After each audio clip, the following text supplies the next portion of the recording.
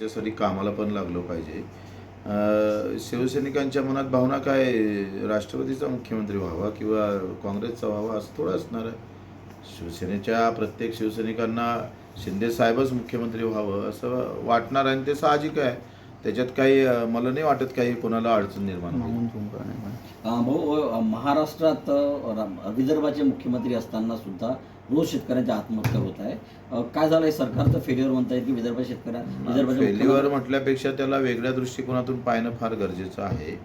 आम्ही देवाभाऊचे भाषणं विधानसभेत ऐकायचं, अनुशेषाच्या संदर्भात असेल, बऱ्याच भाषणातून आम्हाला त्यांच्या प्रेरणा भेटायची आणि आज हे सगळं असताना मला असं वाटते का खास करून करोडो शेतकऱ्यांच्या आत्महत्या होत आहे आणि ते पाहता पाहता आता संत्रा उत्पादक शेतकरी पण आत्महत्या करायला लागले. विदर्भातली ओळखच संत्रा होती आणि ते पुसल्या जाऊ नये याचाही विचार खरं तर सरकारनं केला पाहिजे आणि देवाभाऊ मुख्यमंत्री असताना किमान त्यांच्या काळात या विदर्भातल्या आत्महत्या नष्ट होईल, त्या थांबेल ह्या अपेक्षा आहे आणि त्यांनी त्याच्यासाठी पावलं उचलले ते पण अधिक सक्षमपणे पावलं उचलले पाहिजे. हो, नुकत्याच झालेल्या काही शासकीय कार्यक्रमात एकनाथजी शिंदे यांचं नाव जे नाव नव्हतं पत्रिकेवर, त्यांचं नाव डावललं गेलं. कसं आहे का पत्रिकेवर नाव डावलणं किंवा नाही टाकणं हे होऊ शकतं, पण लोकांच्या हृदयातलं एकनाथजी साहेबांचं जे लोकांच्या हृदयात नाव आहे ते थोडं मिटू शकणार आहे. ते अधिक वाढत जाईल. तुम्ही पत्रिकेचं नाव जेवढं कमी करत जाल तेवढं ते लोकांमध्ये वाढत जाईल. भाऊ, तुम्ही एकनाथजी शिंदे हे मुख्यमंत्री व्हावे आणि देवेंद्र फडणवीस यांचं प्रमोशन व्हावं असं म्हटलेलं आहे. तर नेमकं देवेंद्र फडणवीस यांचं कोणत्या पदावर प्रमोशन व्हावं? सर्वोच्च पदावर गेले पाहिजे. महाराष्ट्राचा आवाज देशभरात बुलंद झाला पाहिजे. त्यांच्याकडे त्या अपेक्षा सगळेजण करून आहे. पंतप्रधानपदी जावं असं तुम्हाला वाटते? मला वाटतं मी नरेंद्रजी देवेंद्रजीचं भांडण लावू इच्छित नाही, परंतु त्यांनी सर्वोच्च पदावर जाणं गरजेचं आहे. भाऊ, नुकतेच आता राज्यसभेची जी निवडणुकीसाठी लगबग सुरू आहे, या निवडणुकीमध्ये नवनीत राणा यांनी राष्ट्रवादी काँग्रेसच्या कोट्यातून आपल्या राज्यसभेची उमेदवारी मिळावी असा प्रयत्न केला, तर मात्र अखेर ते उमेदवारी जे ते राजेंद्र जैन यांना मिळालेली आहे. खरं तर नवनीतजी राणा राष्ट्रवादी आणि काँग्रेसकडूनच त्या निवडून आल्या होत्या वाटते, मला असं वाटतं, माझं चुकत नसेल तर. त्यांच्या पाठिंब्यावर ते पहिल्यांदा खासदार झाले, नंतर ते भाजपमधून पाठिंबा घेऊन उभे राहिले आणि या सगळं असताना त्यांचं मूळ जर पाहिलं तर ते काँग्रेस राष्ट्रवादीचंच होतं आणि राष्ट्रवादीनं खरं तर विचार करायला पाहिजे होतं. एवढं चांगलं व्यक्तिमत्व राष्ट्रवादीच्या पक्षात जर मिळालं असतं तर फार चांगलं झालं असतं. जसं तो चान्स सोडायला नाही पाहिजे होता राष्ट्रवादीने. तुमच्या पक्षात नवनीत राणांनी यावं, तुम्ही अशी त्यांना ऑफर द्याल का?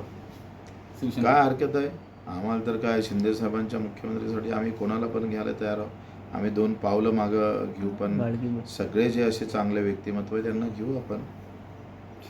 लाडके गोंदिया भंडारा तुम्ही वक्तव्य केले की लाडक्या बहिणीचे पैसे मिळत नसल्यामुळे आंदोलनाचा इशारा जो आहे तुम्ही सरकारला दिलेला आहे, सरकारमध्ये असून सुद्धा. मला एक सांगा, सरकारमध्ये असून आहे म्हणजे तुमचं असं म्हणणं आहे सरकारमध्ये आहे आता शेतकऱ्यांना मरू द्या, सरकारमध्ये आहे आता घरकुलं थांबू द्या, सरकारमध्ये आहे आता सगळे पगार थांबले, काही बोलू नका, चूप राहा, तुम्ही सरकारमध्ये आहे, हा कुठला प्रकार आहे? अरे सरकारमध्ये आहे याचा अर्थ सरकारला काही गोष्टी लक्षात येत नसेल तर त्या मांडल्या पाहिजे. निवेदनातून जर त्या सरकार ऐकत नसेल तर त्याला रस्त्यावर येऊन सांगितलं पाहिजे. आज घरकुल, रमाई आंबेडकर योजना इतकी चांगली योजना राज्याची, का टार्गेट दिल्या जात नाही? शबरी योजना आहे, व्यसनमुक्त वसाहत योजना आहे, सगळ्या योजनेचं टार्गेट नाही आहे, ते पैसे नाही आहे, अर्धवट पगार घरकुलं आहे. बिचारे ते आता पावसाळ्यात कसे घरकुलं पूर्ण करणार, कुठं राहणार, हा मोठा प्रश्न आहे. MRGच्या मजुराचे पैसे भेटले नाही, श्रावणबाळ योजनेचे पैसे 3 महिन्यापासून बंद आहे, संजय गांधीचे पैसे 4 महिने अगोदर बंद होते, आम्हाला आंदोलन करावं लागलं. आता धान उत्पादक शेतकरी, चना उत्पादक शेतकरी याचे पैसे भेटले नाही. तोंडावर आता तुम्ही सांगतोय त्याचं पेरणी आहे, मग त्याच्यासाठी आम्ही 30 जून तारीख दिली. 30 जूनपर्यंत जर प्रशासनावर यानं लक्ष घातलं नाही तर 1 जुलैला आम्ही कलेक्टर ऑफिस घेणार गोंदियाचं. भाऊ, शेवटचा प्रश्न. राज्याचे गृहमंत्री मुख्यमंत्री आहे, मात्र गेल्या काही दिवसांपासून जर आपण बघितलं तर मोठ्या प्रमाणात गुन्हेगारी वाढत आहे. हत्येचं प्रकरण नागपुरात वाढत आहे, अमरावतीमध्ये वाढत आहे आणि सोबत जर बघितलं तर बुलढाण्यामध्ये एक मृत्यूची घटना घडली की ती मुलगी तिचा खून झाला नसताना तिच्या आईवडिलाला खुनाच्या प्रकरणात पोलिसांनी अटक केली होती. खरं तर महाराष्ट्राच्या पोलिसांची एक वेगळी ओळख होती आणि ते आता पुसल्या जाऊ नये याच्यासाठी खरं तर काम होणं गरजेचं आहे. मुलगी मरणच पावली नाही, पण आईवडिलाला तिच्या खुनाबद्दल अटक होणं हा मोठा शर्मिंदाची गोष्ट आहे.